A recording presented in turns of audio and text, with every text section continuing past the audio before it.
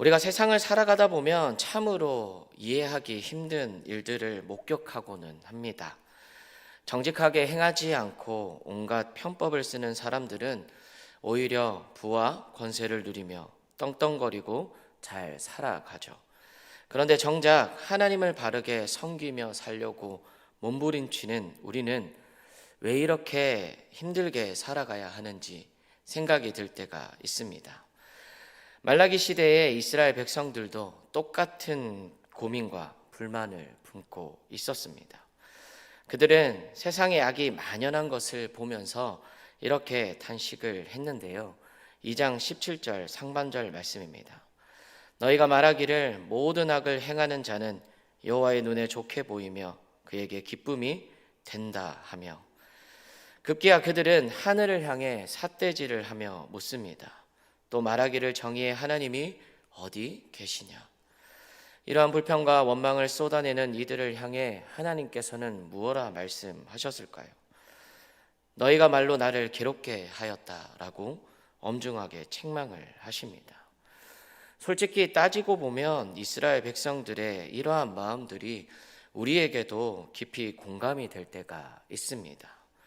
시편 73편에 보면 위대한 신앙인이었던 아삽조차 이러한 현실 앞에서 미끄러질 뻔했다고 고백을 합니다. 악인들은 죽을 때에도 고통이 없고 재물은 계속해서 늘어가고 사람들에게 대접을 받는 것을 보면 내가 내 마음을 깨끗하게 하며 무죄하게 산 것이 실로 헛되도다라고 탄식을 했습니다. 아삽의 표절인 탄식이 치열하고 불공평한 세상을 살아가는 우리의 솔직한 넋두리일 때가 참 많습니다. 세상에는 타인의 고통에 전혀 공감하지 못하는 무서운 사람들이 너무나 많기 때문입니다.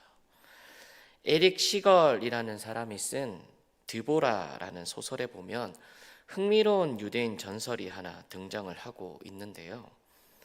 인간이 잉태되어 세상에 태어날 때 하나님께서 하늘 창고에 영혼을 하나 꺼내어 그 육체에 넣어주신다고 합니다.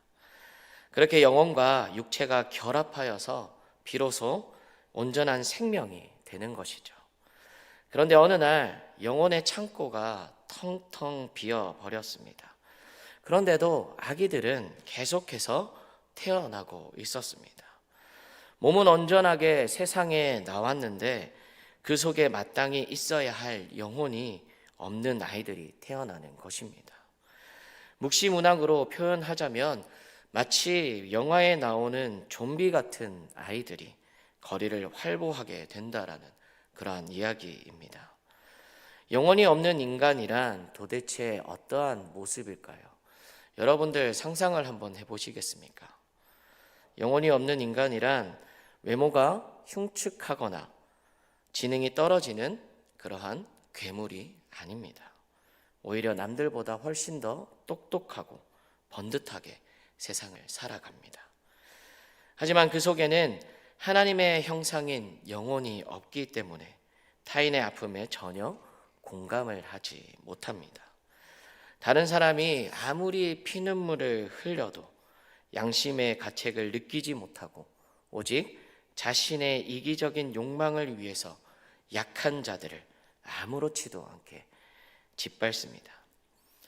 하나님을 향한 두려움도 이웃을 향한 긍휼도 텅텅 비어있는 빈 껍데기들인 것입니다. 오늘날 우리 시대를 바라보면 어떨 때 무서운 느낌이 들지는 않으십니까?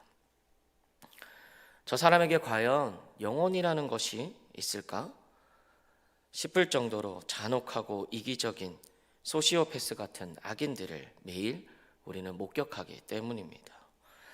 이러한 사람들이 버젓이 성공하고 떵떵거리며 사는 현실에 지치다 보면 성도들은 하나님이 오히려 악인을 좋아하시는 것 같아, 하나님의 정의가 도대체 어디에 있을까라며 탄식하게 됩니다.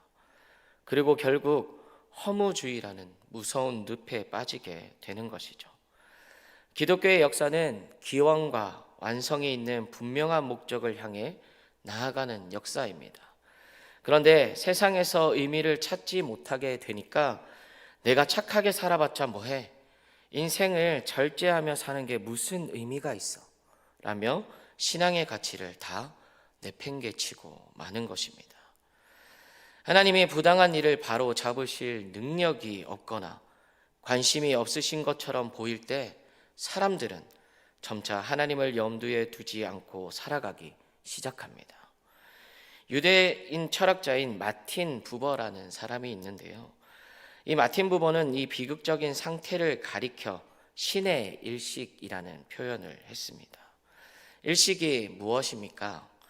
달이 지구와 해 사이에 끼어들어서 해를 완전히 삼켜버려 캄캄해지는 현상입니다.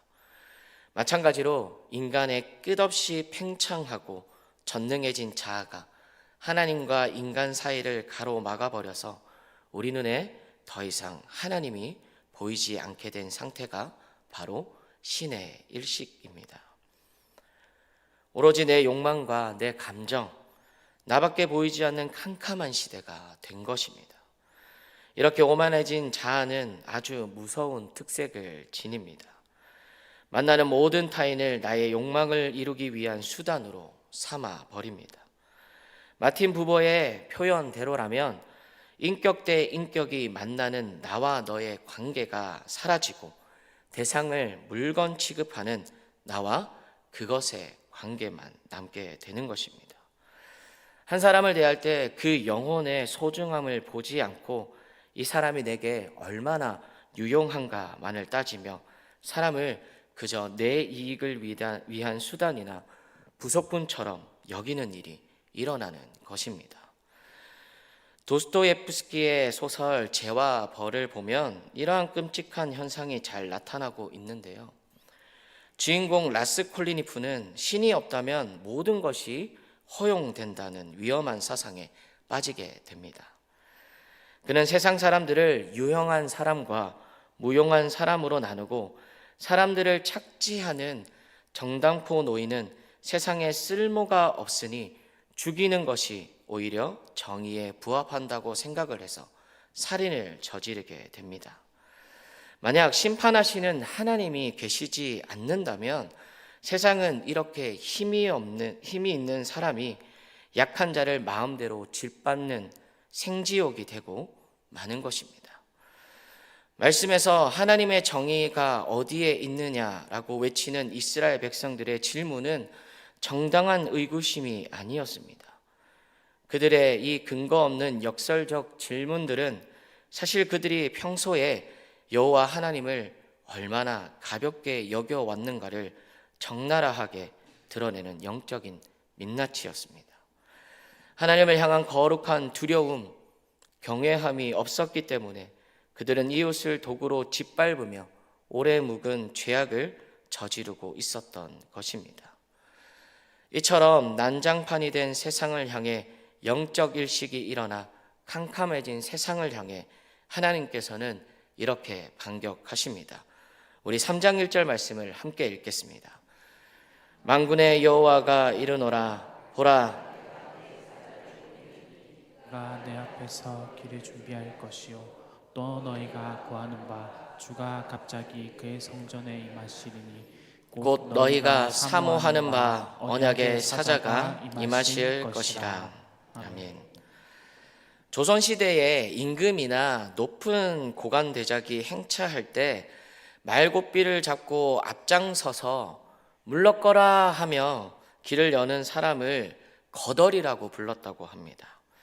자신은 아무것도 아니면서 폼을 잡을 때 거들먹거린다는 이 말이 여기서 나왔습니다.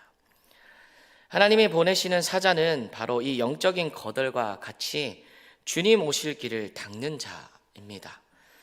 이사야 40장의 예언처럼 움푹 팬 곳은 돋우고 너무 튀어나온 곳은 깎아내어 너무 도드라진 사람도 없고 너무 뒤처진 사람도 없도록 하나님의 평탄한 질서를 열어가는 것입니다.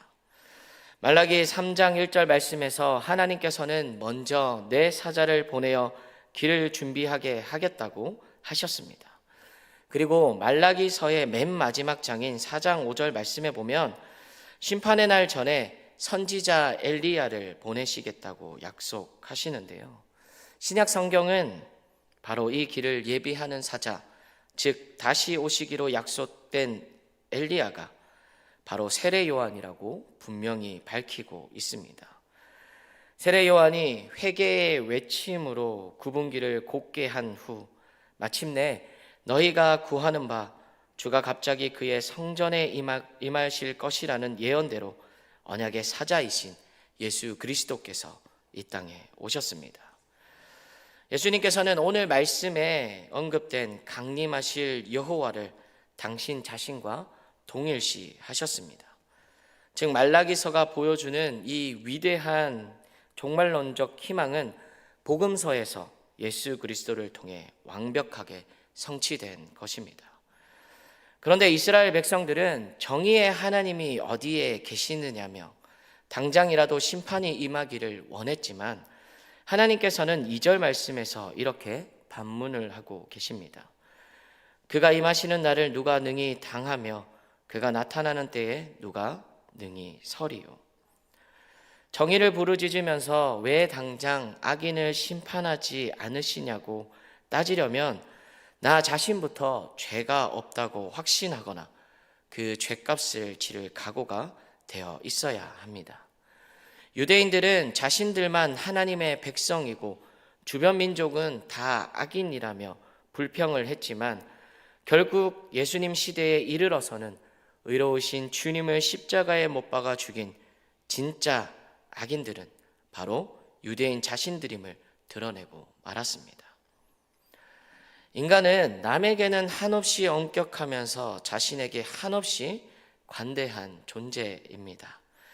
흔히들 내가 하면 로맨스, 남이 하면 불륜이라며 내로남불이라고 하지 않습니까? 우리의 신앙 양심이 딱 그렇습니다. 형제의 눈에 있는 티에는 분노하면서 정작 썩어가는 내 눈 속의 들보는 보지 못합니다. 하나님께서 심판의 날을 당장 내리지 않고 미루시는 이유는 악인을 기뻐하셔서가 아닙니다.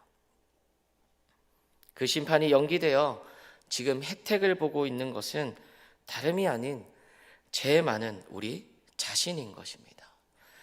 소멸되지 않도록 아직 회개하지 못한 자들에게 돌이킬 기회를 주시고 계신 하나님의 눈물겨운 은혜인 것입니다. 마침내 주님이 성전에 임하시는 날은 낡고 썩은 기초가 무너지고 새로운 질서가 세워지는 심판과 회복의 날입니다. 하나님께서는 심판의 날에 우리를 금을 연단하는 자의 불과 표백하는 자의 잿물과 같이 다루실 것입니다. 연단한다는 말의 히브리어는 짜렙이라고 하는데요. 이 말은 찌꺼기를 제거한다는 뜻을 가지고 있습니다.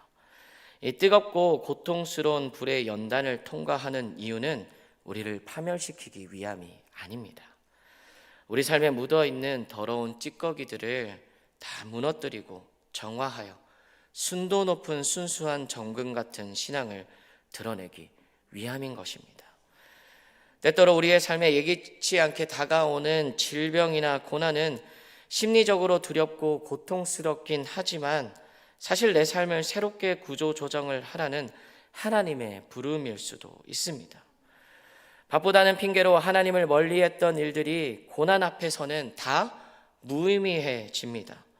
고난을 통해 우리는 낡은 것들을 무너뜨리고 영점을 다시 맞추게 됩니다.